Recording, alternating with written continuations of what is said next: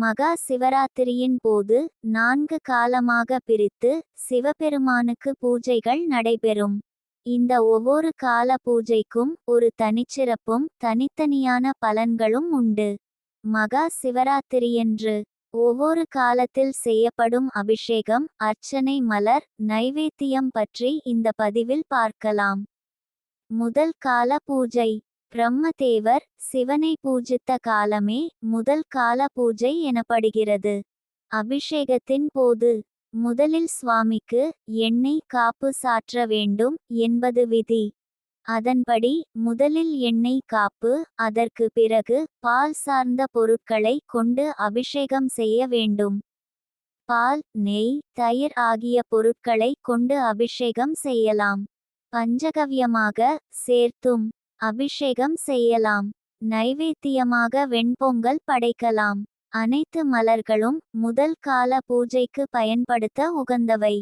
எந்த மலரை பயன்படுத்தினாலும் அதோடு 2 வில்வ இலையாவது வைத்து சிவனுக்கு அர்ச்சனை செய்ய வேண்டும். தீப தூப ஆராதனை காட்டி முதல் கால பூஜையை நிறைவு செய்ய வேண்டும். மகா சிவராத்திரியன்று முதல் கால பூஜையின் போது சிவனை வழிபட்டால் கர்ம வினைகள் நீங்கும். பிறவா நிலை எனப்படும் முக்தி நிலை கிடைக்க சிவபெருமான் அருள் செய்வார். இரண்டாம் கால பூஜை. மகா விஷ்ணு சிவபெருமானை பூஜை செய்து வழிபட்ட காலமே இரண்டாம் கால பூஜை எனப்படுகிறது. இரண்டாம் காலத்தில் இளநீர் கொண்டும் பஞ்சாமிர்தம் கொண்டும் அபிஷேகம் செய்ய வேண்டும். பாயாசம், சர்க்கரை பொங்கல், கற்கண்டு சாதம் போன்ற இனிப்பான ஏதாவது ஒன்றை நைவேத்தியமாக படைக்கலாம். இரண்டாம் கால பூஜையின் போது சிவனை வழிபட்டால் சகல சம்பந்துகளும் உண்டாகும். மகாவிஷ்ணு பூஜை செய்த காலம் என்பதால் மகாவிஷ்ணுவின் அருளும் அவரின் திருமார்பில் குடியிருக்கும் மகாலட்சுமியின் அருளும் பரிபூரணமாக கிடைக்கும். இதனால் செல்வ வளம் பெருகும். வீட்டில் லட்சுமி கடாட்சம் நிறைந்திருக்கும். சிவராத்திரியின் 3ஆம் கால பூஜை மிக முக்கியமான பூஜையாகும். இது சிவனின் உடலில் சரிபாதியை பெற்று சிவனின் பாதியாக விளங்கும் அன்னை பராசக்தி சிவபெருமானை பூஜை செய்து வழிபட்ட காலமாகும்.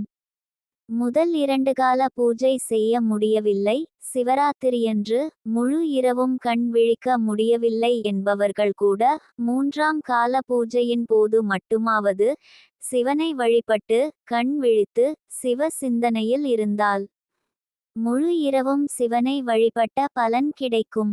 சிவராத்திரியின் 3ஆம் கால பூஜைக்கு லிங்கோத்பவ காலம் என்று பெயர். அம்பாள் பூஜை செய்த இந்த காலத்தில்தான் சிவபெருமான் லிங்கோத்பவராக வெளிப்பட்டதாக சொல்லப்படுகிறது.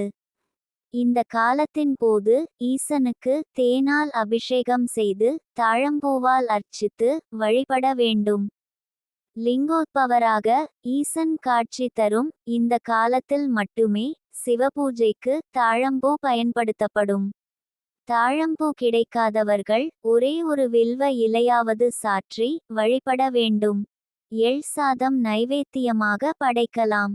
உலகத்திற்கே தாய் என போற்றப்படும் பராசக்தி வழிபட்ட காலம் என்பதால் அம்பாளும் ஈசனும் மனம் குளிர்ந்து என்ன வேண்டுகிறோமோ அவை அனைத்தும் கொடுக்கக்கூடிய காலம் இந்த 3ஆம் பூஜை காலம் ஆகும். 4ஆம் கால பூஜை என்பது 30 முக்கோடி தேவர்கள், மனிதர்கள், ரிஷிகள் என உலகில் உள்ள அனைத்து ஜீவ ராசிகளும் சிவபெருமானை வழிபட்ட காலம்.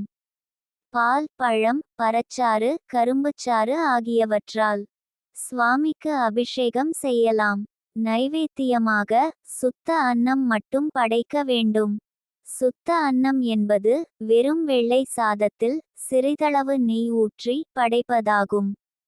சகல விதமான செல்வங்களும் அனைத்து விதமான நன்மைகளும் கிடைக்கும். என்ன நினைத்து சிவராத்திரி பூஜை செய்தோமோ அந்த வேண்டுதல் அப்படியே நிறைவேறும். முடிந்தவரை இந்த முறையில் பூஜை செய்யலாம். நீங்கள் எதையும் செய்ய முடியாவிட்டாலும் கவலைப்பட வேண்டாம்.